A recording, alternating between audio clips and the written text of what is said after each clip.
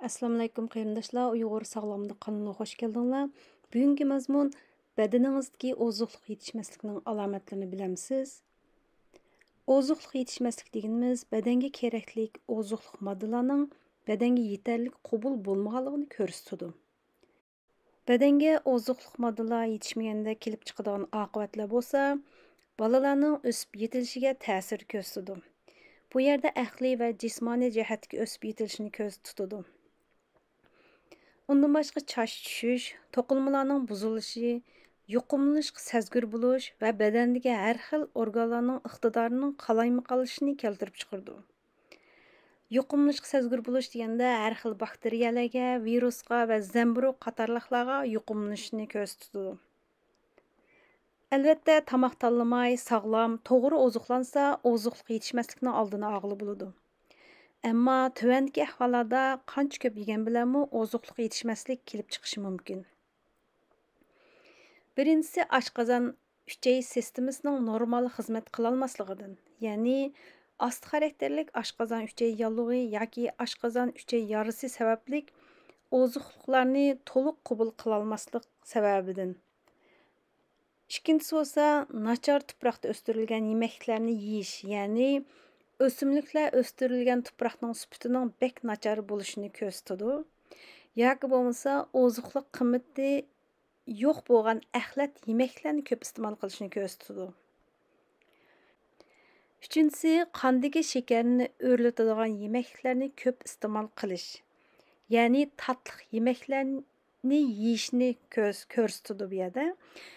Bundaq yemeklarni yeganda yuqorilgan qon shakari bo'lsa, har xil vitamin va mineral moddalarning badanga qabul bo'lishini tormozlaydi. Buning bilan ozuqlik yetishmaslik kelib chiqadi. Tuvanda bo'lsa, ozuqlik yetishmasliklarning alomatlarini ko'rib chiqaylik. Tirnoqdagi oq dog'. Bu sinik kamligi sababidan bo'ladi. Odatda qon shakarini o'rlatadigan tatliq yemeklarni ko'p iste'mol qilganda yuqorilgan qon shakari sinikning qabul bo'lishiga ta'sir ko'rsatib, sinik yetishmasligini keltirib chiqardi. Shunga buningga yo sinik to'liqlab iste'mol qilib berish kerak, yoki bo'lmasa tatliq yemeklarni yeyishdan farz tutish kerak. Mayliq teri. Bu badandagi androgen erlik hormonining tampongsizlashish, ya'ni haddidan ziyoda ko'p bo'lib ketish sababidan bo'lib, bu hormonning normal ishlab chiqarilishiga yordam qiladigan ozuqlik moddaning biri bo'lsa, sinik. Davomli sinik iste'mol qilib berganda, bu hormonning ishlab chiqarilishini tangshab, terining mayliq bo'lib ketishining oldini olg'ili bo'ladi. Yana shundaqla yuqori degandek, tatliq yemeklardan farz tutish kerak. Egizning ikki tarafining yerilishi yoki qo'l va tapanning yerilishi. Bu odatda vitamin B2 va B3 kamligi sababidan bo'ladi. Bo'libmi qish faslida terining yerilishi ko'p ko'rildi. Chunki qishlari kun ko'rmaganlik sababli badanda vitamin D kamligi kelib chiqadi. Vitamin D bo'lsa, uchaydagi bakteriyalarni ozuqlik bilan ta'minlab, ularning B vitamini ishlab chiqarishiga yordam qiladi. Shunga vitamin D ning kamligi vitamin B ning kamligiga sabab bo'la oladi. Shunga vitamin D bilan B ni tang to'liqlab iste'mol qilib berganda, terining yerilib ketishiga manfaat qiladi. Terining qasraqsimon qurg'oq yerilishi yoki terining qasraqsimon to'kilishi. Bo'libmi peshona va burunning ikki tarafidagi rayonlarda ko'p ko'rildi. Bu odatda omega 3 yog' kislotasining kamligi sababidan bo'ladi yoki bo'lmasa omega 6 yog' kislotasini ko'p iste'mol qilishdan kelib chiqadi. Omega 6 yog' kislotasi bo'lsa, badanga ziyonli bo'lgan o'simlik maylari, bo'libmi qurilmasi o'zgartirilgan maylar. Shundaqla tez tamoqxonalardagi axlat yemeklar tarafidagi maylarni ko'z tutadi. Shunga bu turdagi maylardan farz tutish kerak. Hem omega 3 yog' kislotasi mo'l bo'lgan yemeklarni ko'proq iste'mol qilib berish kerak. Masalan, beliqning meyi, beliq jigirning meyini iste'mol qilsa, bu xil teridagi o'zgarishga manfaat qildi. Asti xarakterlik yo'tal yoki ziq kesili bo'lsa, Odatda vitamin D kamligining bir alomati. Vitamin D bo'lsa, kalsiyumning badanga qabul bo'lishini ilgari suradi.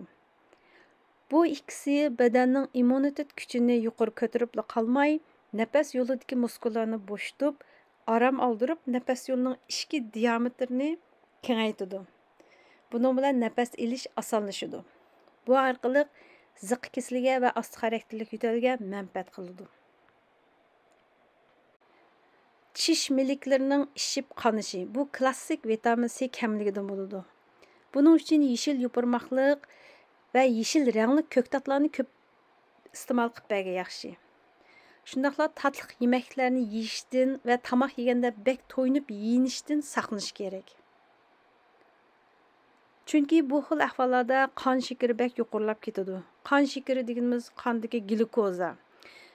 Qondagi glyukoz bilan vitamin C ning molekular shakli o'xshash bo'lg'achqa, badan doim vitamin C ni qabul qilmay, shakarni qabul qilib olib, vitamin C ni isrof qiladi. Ya'ni u badanga qabul bo'lmagandan badan sirtiga chiqib ketadi. Bu orqali vitamin C ning kamligini keltirib chiqardi. Shunga bir vaqtda bek to'yinib yeyishdan saqlanish kerak. Ham tatliq turim yemeklardan parz tutib, yeshil yupurmoqlik ko'ktatlarni ko'p yeb berganda vitamin C ning kam bo'lib qilishdan saqlanғылы bo'ldi. Namashsham qarg'usi. Vitamin A kamligidan bo'ladi. Vitamin A ba'zi ko'ktatlarda bo'lsa-mu, lekin ko'ktat tarkibidagi vitamin A bo'lsa, beta karotin bo'lib, badanga qabul bo'ladigan vitamin A ning dastlabki holati bo'lib, aktiv holati bo'lmag'achqa, ko'ktatlarni yeganda vitamin A ni to'liqlash unumlik bo'lmaydi. Vitamin A ning aktiv holati bo'lsa, retinol deb ataladi. Bu hayvonlardan kelgan mahsulotlarda, masalan, süt mahsulotlarida sarmay, beliq meyi, jigar, tuxumning serig'ida mo'l bo'ldi. Shunga yuqorqi hayvonlardan kelgan mahsulotlarni yeyish orqali vitamin A ni to'liqlash maqsadiga yetkili bo'ldi. Qalpoqning yerilishi bo'lsa, vitamin B2 ning kamligining bir alomati bo'lib, vitamin B2 ni to'liqlash orqali qalpoqning ham emas, badandagi butun terilarning yumshoq va siliq bo'lishiga kapolat qilg'ili bo'ldi. Chunki B vitamin bo'lsa, har xil to'qilmalarning qurilishida muhim rol o'ynaydi. Muz yeyishni yaxshi ko'rish yoki bo'lmasa to'pi yeyishni yaxshi ko'rish. Bu bolalarda ko'p ko'rildi. Bu temir kamligining bir alomati bo'libmi, odatining miqdori ko'p qizlarda har oyda qon yo'qotish sababidan kelib chiqadigan temir kamligidan bo'ldi. Buni to'liqlashning eng yaxshi amali bo'lsa, go'sht, jigar va tuxum iste'mol qilib berish. Buljon go'shtining tortishib og'rishi bo'lsa, magney kamligining bir ifodasi bo'lib, yeshil ko'ktatlarni kunda degidek davomli iste'mol qilib berish orqali magneyni to'liqlash maqsadiga yetkili bo'ldi. Jiddiylashish, ichi titildash, bek ko'p o'ylash, oson achchiqlanish va uxlaganda qor besish bo'lsa, vitamin B1 kamligining ifodasi. Buning uchun oziqliq ichitqisini iste'mol qilib berish kerak. Bu oziqliq ichitqisining tarkibida har xil B vitaminlar mo'l bo'lib, navoda kunda bir qo'shiq iste'mol qilib bersa, unumi ko'rinarli bo'lib, yuqorqi alomatlar nechta yo'qoladi. Ro'yi tushkunlik. Vitamin D kamligining ifodasi bo'lishi mumkin. Albatta, ro'yi tushkunlikning sabablari ko'p xil bo'ldi. Lekin vitamin D kam bo'lgan birisining ro'yi tushkunlikka giribdor bo'lishi aniq. Chunki D vitamin serotonin degan xo'shallik hormonining ko'payishida muhim rol o'ynaydi. Navoda kam bo'lsa, serotonin azlab ketib, ro'yi tushkunlikni keltirib chiqara oladi. Belning tuvan qismining og'rishi. Bo'libmi qish kunlarida ko'p ko'rildi. Bu vitamin D kamligining bir alomati bo'lishi mumkin.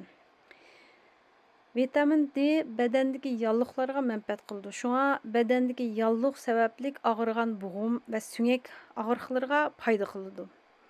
Vitamin D ni kechda iste'mol qilib bersa, uyquning sifatini yaxshilaydi. Demak, vitamin D kamligi sababidan bo'lgan ro'yi tushkunlik va bo'g'im suyaklarning og'rishiga vitamin D mo'l bo'lgan yemeklarni yeyish orqali yoki bo'lmasa vitamin D tabletlarini iste'mol qilish orqali davolash unumi yetkili bo'ldi. Vitamin D'ga erishishning yana bir amali nihoyat oddiy va pul xarjlamaydigan amal bo'lib, oftobga qoqlanish.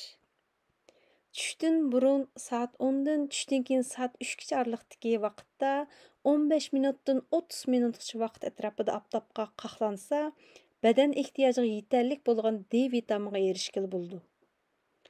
Шуңа яздагы bu tabiiy D vitaminiga erishish fursatini qo'ldan bermasliginglarni umid qilaman.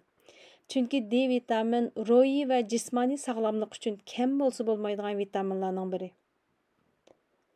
Qarindoshlar, bugungi mazmundan manfaatlanib qilishinglarni umid qilaman. Yangi mazmunlar bilan ko'rishguncha Allohga omonat.